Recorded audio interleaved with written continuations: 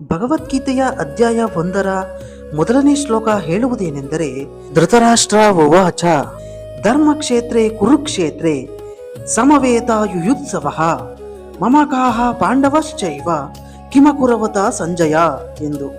ಈ ಶ್ಲೋಕದ ಅರ್ಥ, ಧೃತರಾಷ್ಟ್ರನು ಕುರುಕ್ಷೇತ್ರ ಯುದ್ಧ ಭೂಮಿಯಲ್ಲಿ ಏನು ನಡೆಯುತ್ತಿದೆ ಎಂದು ತಿಳಿದುಕೊಳ್ಳುವ ಅಪೇಕ್ಷೆಯಿಂದ ದಿವ್ಯ ದೃಷ್ಟಿಯನ್ನು ಪಡೆದ ತನ್ನ ಸೇವಕನಾದ ಸಂಜಯನನ್ನು ಕೇಳುತ್ತಾನೆ. ಎಲೆ ಸಂಜಯನೇ, ಧರ್ಮಕ್ಷೇತ್ರವಾದ ಕುರುಕ್ಷೇತ್ರದಲ್ಲಿ ಯುದ್ಧ ಮಾಡುವ ಇಚ್ಛೆಯಿಂದ ಒಗ್ಗೂಡಿರುವ ನನ್ನ ಮಕ್ಕಳು ಅಂದರೆ ಕೌರವರು ಮತ್ತು ಪಾಂಡವರು ಏನು ಮಾಡಿದರು ಎಂದು. ಶ್ರೀ ಕೃಷ್ಣ ಪರಮಾತ್ಮನ ಪ್ರಕಾರ ಈ ಶ್ಲೋಕವನ್ನು ನಾವು 2 ರೀತಿಯಲ್ಲಿ ಅರ್ಥ ಮಾಡಿಕೊಳ್ಳಬೇಕು. ಮೊದಲನೆಯದು ಚಾರಿತ್ರಿಕ ದೃಷ್ಟಿಯಲ್ಲಿ ಬಾಹ್ಯ ಪ್ರಪಂಚಕ್ಕೆ ಸಂಬಂಧಪಟ್ಟಿದ್ದು. ಕುರುಡು ರಾಜನಾದ ಧೃತರಾಷ್ಟ್ರನು ತನ್ನ ಸಾರಥಿಯಾದ ಸಂಜಯನನ್ನು ಕೇಳುತ್ತಾನೆ. ಧೃತರಾಷ್ಟ್ರನಿಗೆ ತನ್ನ ಮಕ್ಕಳಾದ ಕೌರವರ ಮೇಲೆ ವ್ಯಾಮೋಹವಿತ್ತು.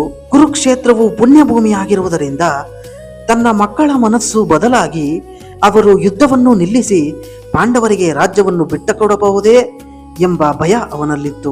ಪಾಂಡವರು ಧರ್ಮಪರವಾಗಿರುವುದರಿಂದ ಅವರಿಗೆ ಈ ಪವಿತ್ರ ಭೂಮಿಯು ಜಯವನ್ನು ತಂದುಕೊಡಬಹುದೇ ಎಂಬ ಆತಂಕವೂ ಅವನ ಈ ಪ್ರಶ್ನೆಯಲ್ಲಿತ್ತು.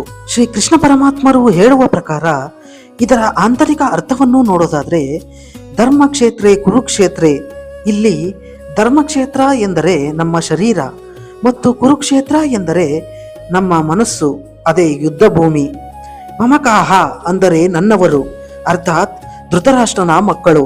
ಇದು ನಮ್ಮ ಮನಸ್ಸಿನ ದುರ್ಗುಣಗಳಾದ ಕಾಮ, ಕ್ರೋಧ, ಲೋಭ, ಮೋಹ, ಮದ, ಅಹಂಕಾರ, ಇನ್ನೂ ಅನೇಕ ಕೆಟ್ಟ ಗುಣಗಳು ಎಂದು ಅರ್ಥ ಮಾಡಿಕೊಳ್ಳಬೇಕು.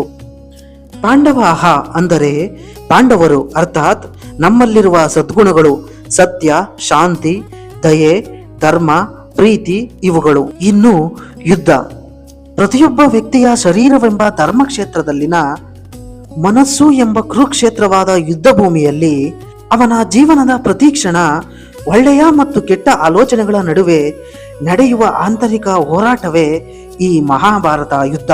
ಅದರಲ್ಲಿ ಮನುಷ್ಯನು ಅಜ್ಞಾನವೆಂಬ ಧೃತರಾಷ್ಟ್ರನ ಮನಸ್ಥಿತಿಯನ್ನು ಬಿಟ್ಟು ಜ್ಞಾನವೆಂಬ ಪಾಂಡವರಿಗೆ ಬೆಂಬಲ ನೀಡಿದಾಗ ಪರಮಾತ್ಮನು ಯಾವಾಗಲೂ ನಮ್ಮ ಜೊತೆಗೆ ನಿಂತು ಧರ್ಮಕ್ಕೆ ಜಯ ಸಿಗುವಂತೆ ಮಾಡುತ್ತಾನೆ ಎಂಬುದು ಈ ಶ್ಲೋಕದ ಒಳಹರ್ಥ. ಈ ವಿಡಿಯೋ ಹೇಗಿತ್ತು ಅಂತ ನಿಮ್ಮ ಅನಿಸಿಕೆಗಳನ್ನು ಕಮೆಂಟ್ ಮಾಡಿ ತಿಳಿಸಿ. ಭಗವದ್ಗೀತೆಯ ಮತ್ತಷ್ಟು ಶ್ಲೋಕಗಳ ಅರ್ಥಗಳನ್ನು ವಿವರವಾಗಿ ತಿಳಿಯಲು ದಯವಿಟ್ಟು ನಮ್ಮ ಕಥಾಮಂಥನ ಚಾನಲ್ ಅನ್ನು ಸಬ್ಸ್ಕ್ರೈಬ್ ಮಾಡಿ.